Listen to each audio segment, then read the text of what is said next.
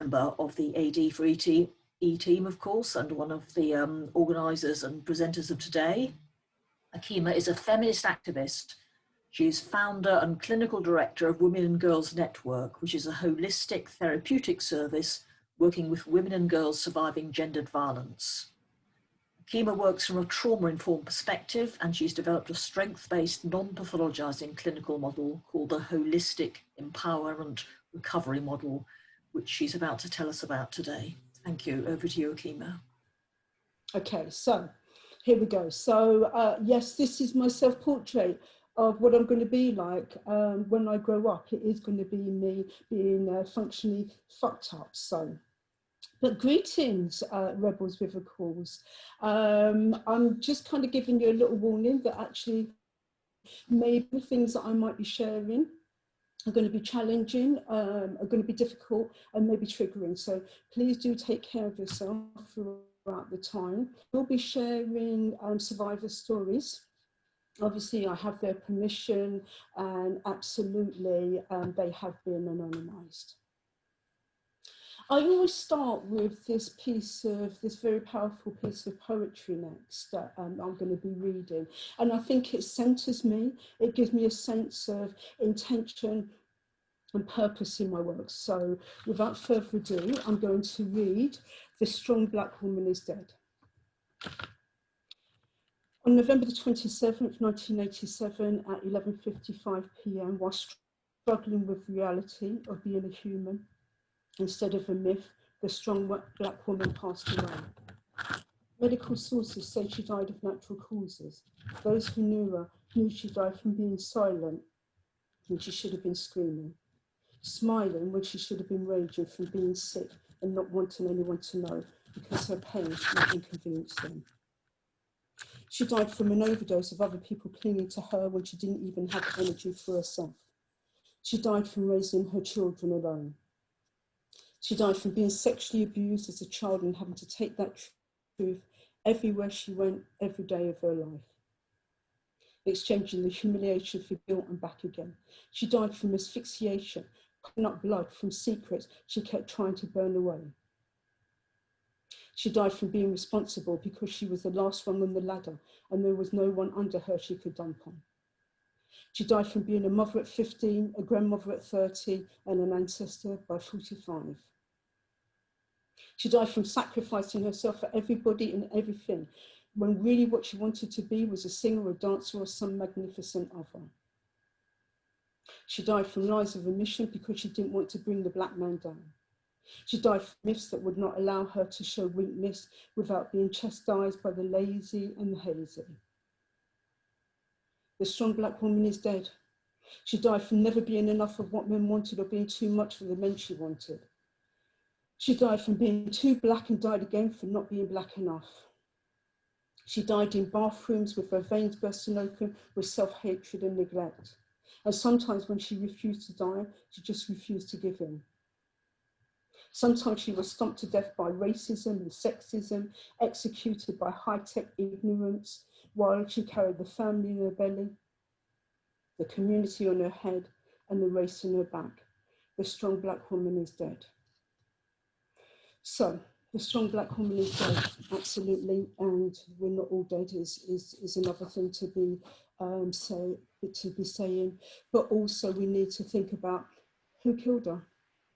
There were absolutely many culpable in her murder. Absolutely, we know about perpetrators, but it was also the state. It was also the lack of support. It was the misdiagnosis.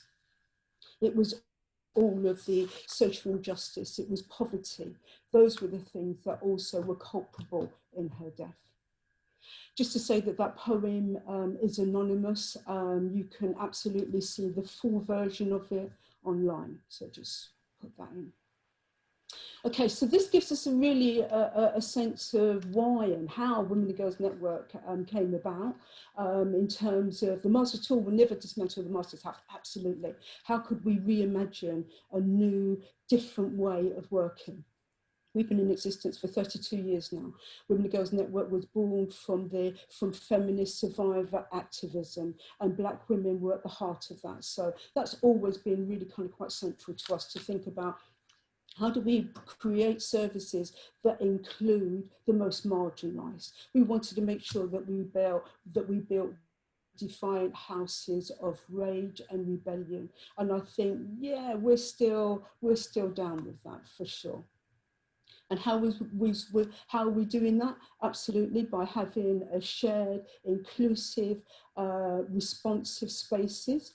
And obviously, as Lucy alluded to, the HER model, the holistic empowerment recovery model. I've got to thank the goddesses for holistic empowerment recovery, spells her, and we thought it. But anyway, but something for us about making sure that we held our different kind of practitioners in the one place, that actually we was able to talk to women, survivors, about their experiences, and to also talk about how we was going to do the work together. So this was really important, that most of us felt that our training as psychotherapists, as ISVAs, let us down. We didn't really have the tools or the way of understanding in terms of just perpetuating models of pathologising survivors' efforts to survive. So this was a different way of looking at our work. And also, obviously, we wanted that continuity and consistency in our approach. And here we have the brightly coloured holistic empowerment recovery model. I don't obviously have time to go through it, so I'm just going to briefly talk about gender responsive approach, relational strengths-based, trauma-informed, recovery-orientated, our intersectional frame, and our holistic practice. Obviously, this is a presentation, so we don't go in that sequential way.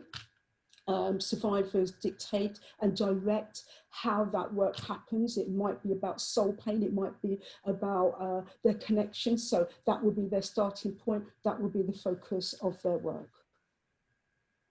And so I'm going to start with a gender responsive approach, and absolutely quoting Maya Angelou. Of course, it makes every kind of sense. And we've kept up that tradition of making sure that we are really aware that the personal is political.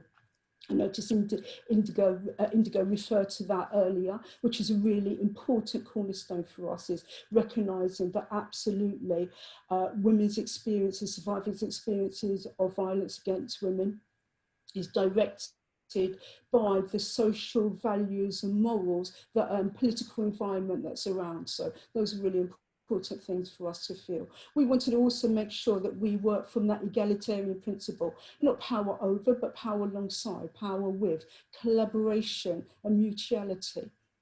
We wanted spaces that hold us to account. So our work is from transparency, honesty, genuineness, being authentic. We wanted to make sure that we value the survivor perspective, absolutely, in terms of challenging systems that pathologise survivors' efforts to survive, and also that we do our work with radical self-care at the heart of it. Oh, this slide always gets me, because I guess it talks to us about the other global pandemic that is never really kind of spoken about in that way, which is gender-based violence against women and girls. And it gives us this sickening feeling from pre-birth to old age. The consistency of VAWG is never ending. So I think those are really important things for us to think about, even globally. You know, different types of violence happens, but prevalence rates and experiences remain static. And for us on this small island, 3 million women, females, are affected by gender-based violence per annum. It costs us something like about 28 to 38 billion a year, but it costs us so much more in lives. So we know that every 2 days a woman loses her life. So we're up to about 3 women are killed every single week. We know that over COVID, for example, that has increased by 1/3. So we know that absolutely there's been an additional 17 women were killed, as well as 2 children during those first 2 months of the COVID lockdown. So really important things for us to think about. We know that every 60 seconds there's an experience of domestic violence, and we know that every 2 minutes, there's an experience of sexual violence. So absolutely phenomenal rates of violence that happens as well. And also for us is about how do we understand that? We can't just understand these as isolated, but we understand it in terms of the inequality that's out there, the power inequality, the social inequalities that means that men's violence in some ways is legitimised. It's supported by the state because it's ineffectual in its sanctions, and actually what it does in terms of patriarchy and neoliberalism perpetuates that same model of male privilege and male entitlement, and we have to think about how we disrupt that at that level in order to make sure that that violence against women and girls violence against women and girls is in some ways reduced. So those are important for us to think about. Another very difficult slide in terms of thinking about physical aggression and threats to intimidate and punish and all of those things that happen during experiences of violence. And this is the trajectory. This is that life expanse that happens in terms of the impact on the individual. We can see how extensive that is. But I don't want to just reduce it to women's experiences and survivors of just purely about symptoms. We need to go much more profound than that, in terms of thinking about actually these are injuries that bruise the soul. That gives us a sense of that profundity, doesn't it? It gives us a sense of the betrayal, the stigmatization, the ostracism that happens for women. It gives us a sense of what happens during those moments of violence that's not about that betrayal and that destruction of her self-worth. It speaks to actually when we're thinking about women's power being eroded, and we're talking about somebody's liberty, freedom, space to be, space to actualize. These are very powerful and potent things. So let's not just think about all of the labels that happen, but much more extensive as well, and those spaces for action for women. So moving on to our relational approach, and absolutely, I couldn't do any of my work without quoting Andrea, and I think, you know, it speaks to the fact that actually what we're aware of is that spaces of women-centred spaces create solidarity, they create connection when things have been disconnected for survivors, so they're really important spaces. Bring back the love, bring back the love, absolutely. You know, therapeutic spaces were never meant to be dispassionate, professionalised, cold spaces. They were meant to be healing and restorative spaces. We know in VAWG that most of it happens within relationships. So it makes every kind of sense that we journey back into relationships for that restoration of care, of support, that we provide continuity, consistency, compassion and care. And that for me is the beginning of revolutionary love. So while we're talking about revolutionary love, it's really important to be thinking about patriarchal systems tend to be based on anger, violence and hate and aggression. It's really important because we have a fantastic ancient African continental way of understanding. Actually, there's another way. There's another way that if we build solidarity, if we build connections, if we think in and people are resisting, that our connections are more powerful than our disconnections. And that actually we're meant to naturally, as human beings, offer spaces of love, care, support, nurturing, and resisting oppression for all is very key. So revolutionary love is not a sentimental notion. No, absolutely. It's from bravery, it's from the heart, it's from fire. It has that integrity behind it. It has the will, the determination, the persistence to break down all of those notions of oppression, absolutely, and to create something that's different. So revolutionary love is acts of resistance, absolutely, and it's a fight for dignity and that lack of surrender.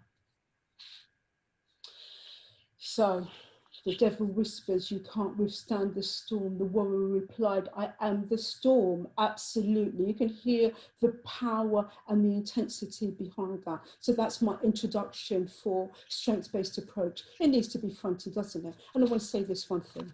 Women never consent to the violence they experience, they always fight back. I need to hear that again. So women never consent to the violence they experience, they always fight back. It's a powerful notion for us, isn't it? And I think we've spent too much time thinking about survivors as being kind of quite in those passive places. We need to think about survivors as being activists in their own right. We know that actually as a human trait, as a survivor, women are always resisting the violence they experience, their fight for dignity, the fight for their humanity. They never allow perpetrators to overpower them. They never allow a total surrender. It's really powerful, important things for us to think about. There's always a fight back, whether it's in an hour, decades, or a whole childhood.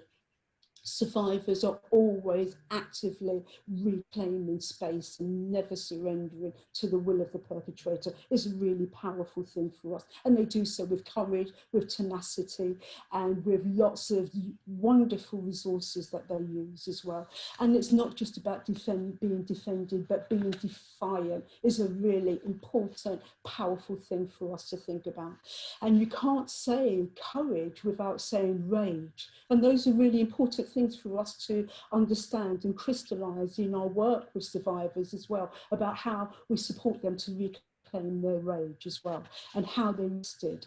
And I just want to give you this one little excerpt of a woman that I worked with, who used to take her beatings from her partner, and he loved his tea, and every day after her beatings she would make his beloved tea and fill the kettle up with water out of the toilet. Don't you just love that? So resistance is not futile, my people. So, and there's something about also how we understand about depersonalization, dissociation, all of those other elements that we're taught that actually are women about, you know, are pathologized, but actually these are fantastic psychic maneuvers that women use in order to escape and escape the impact. So rather than just tracking symptoms, we need to start tracking resistance. So absolutely, it can create this kind of groundswell of rebels with. And I just want to kind of just briefly say about, you know, absolutely this is Monchi's scream, and that's very important, but look at the bystanders absolutely doing nothing. So there is something about how we're the language now, and I do respect the language about talking about trauma, but we need to, in VAWG situations, be thinking, is it hiding more than it reveals? Is important things for us. I love frameworks like post-traumatic stress disorder, natural disasters, accidents, but actually VAWG isn't a natural disaster.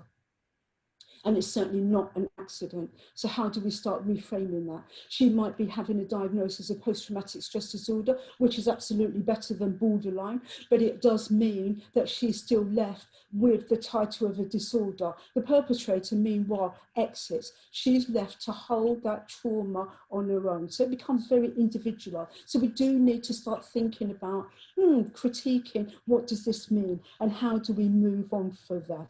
So there's something as well about thinking about the problem isn't in survivors' brains, absolutely. Survivors aren't broken, society is. It's really important for us. We're not talking about violence in the same way anymore because we're talking about trauma. So really important things to understand about that individualization as well. It doesn't just happen violence doesn't happen in women's brains, it happens in the real world.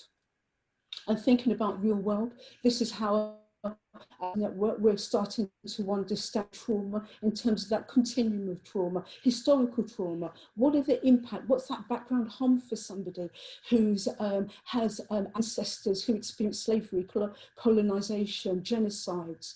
What's that past and present intersectional trauma? You know, that persistence of racism, of those daily microaggressions that impact on somebody's well-being. What's that intergenerational trauma in terms of family life and how it can be potentially disrupted with survivors? What's that single event violence? And obviously the development of developmental trauma and complex trauma in terms of understanding child sexual abuse and domestic violence.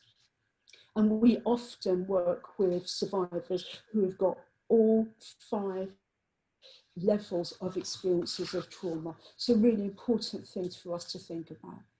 And also, what's the antidote? I've borrowed some of this from Laila Rastoraz up for her, but also thinking about safety. Absolutely, it's about keeping safe, and there's many ways that women can keep safe, but that shouldn't be a responsibility for survivors. It's also about how do we disrupt harm is the important things. What spaces are we creating that are survivor-led, that have visibility and validation and support that enables her narrative to be heard.